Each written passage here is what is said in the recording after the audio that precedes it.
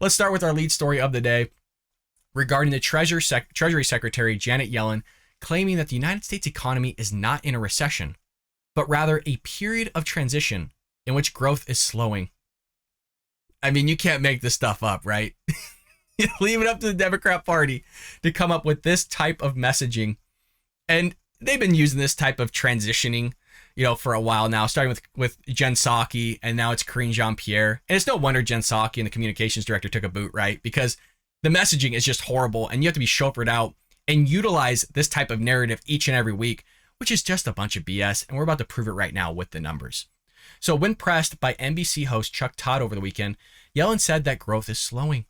Even though output appears to be turning negative for a sustained period of time, the remarks come ahead of the Bureau of Economic Analysis publishing an advanced estimate of second quarter GDP growth later this week, a reading that is expected to show that the economy has shrank at 1.6% annualized pace from April to June. I mean, it's shrinking, folks. I mean, this is by definition a recession, right? When you have 2 quarters that show shrinking and show a decline, it is by definition a recession. Check this out. Because the economy likewise contracted at a 1.5% rate in the first quarter, the United States may have experienced 2 consecutive quarters of negative growth, meeting the rule of thumb definition for a recession.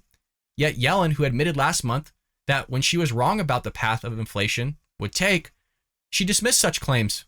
So, I mean, she says one thing, right, and was wrong, and then she says another thing, and she's expected to be right, even though she's wrong again.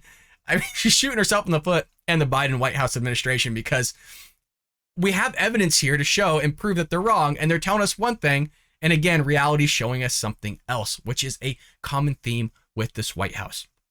Quote, "This is not an economy that's in a recession," she told Todd, "but we're in a period of transition in which growth is slowing, and that's necessary and appropriate, and we need to be growing at a steady and sustainable pace." So there's a slowdown, and businesses can see that, and that's appropriate given that people now have jobs and we have a strong labor market.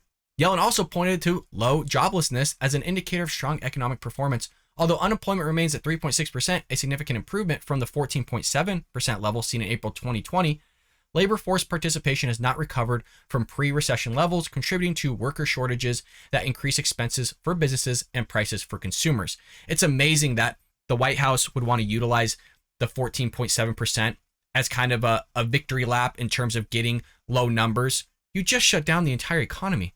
Obviously, when things open back up, you're going to have some sort of significant increase or decrease depending on what you're doing. If you're shutting things back down again or you're opening things back up, obviously the numbers would be better, but you're going to boast and do victory laps on this.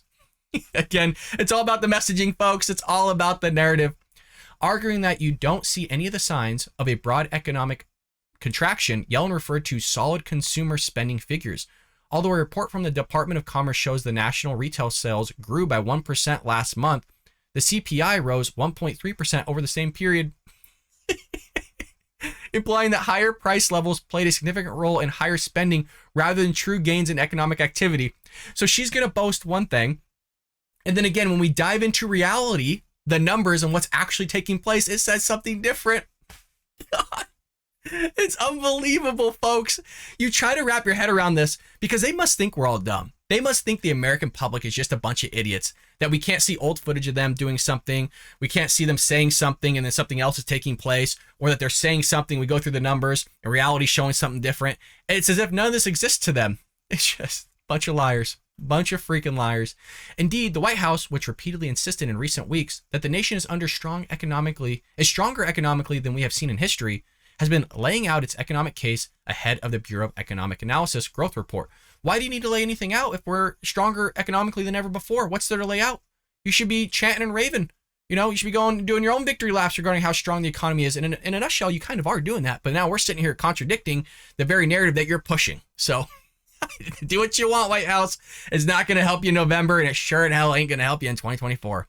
While some maintain that 2 consecutive quarters of falling real GDP constitute a recession, that is neither the official definition nor the way economists evaluate the state of the business cycle, the White House said Thursday.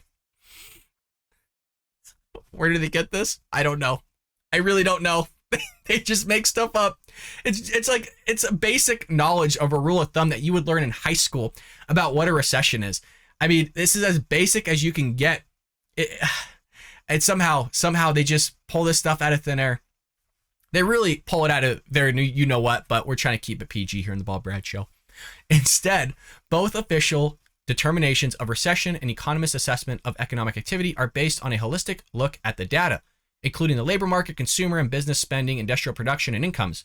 Based on these data, it is unlikely that the decline in GDP in the first quarter of this year, even if followed by another GDP decline in the second quarter, indicates a recession. Does anybody here believe that? Does anybody on the show actually believe that hocus pocus crap that they just threw in our face? As the saying goes, we're all now dumber for having to listen what the White House just said. At no point did they ever come to a complete thought or coherent sentence. Again, we are all now dumber for having to listen to the White House. As President Joe Biden's approval rating continues to plummet, news of recession would serve to worsen Democrats' chances in the upcoming midterm elections. Yeah. Joe Biden hasn't done anything right. I mean, literally everything gets worse week after week, month after month, really, right? Or quarter after quarter. I mean, he's still exceeding records. He's still breaking expectations, folks, with things going in a decline.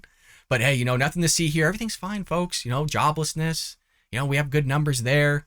People are paying more at the retail stores, but while at the same time CPI is going up, everything's fine. Don't worry about it. Don't look under the hood, folks, because you're not going to find an engine. Joe Biden's brains left, as well as the Democrat Party, long, long ago. I hope you enjoyed that clip from the Bald Brad Show. If you did, make sure to hit that subscribe button so you can stay up to date on all our future content.